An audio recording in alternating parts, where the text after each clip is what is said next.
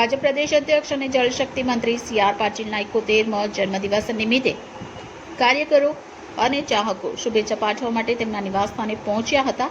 તો પાટીલના જન્મદિવસ નિમિત્તે સુરત શહેરમાં ઠેર ઠેર વિવિધ સેવાના કાર્યક્રમો યોજાયા હતા. ત્યારે ગુજરાત પ્રદેશ ભાજપ અધ્યક્ષ સી.આર. પાટીલનો આજે જન્મદિવસ છે. તેમના જન્મદિવસની લોકસેવાના કાર્ય સાથે ઉજવણી કરવામાં આવી રહી છે. ત્યારે રક્તદાન કેમ્પ, સર્વરોગ નિદાન કેમ્પનું મોટા પાયે આયોજન કરવામાં આવી રહ્યું છે. ત્યારે સુરતના લિંબાયતના નીલગિરી ગ્રાઉન્ડ ખાતે પણ લિંબાયત ઉત્સવ સમિતિ દ્વારા રક્તદાન કેમ્પનું આયોજન કરવામાં આવ્યું હતું.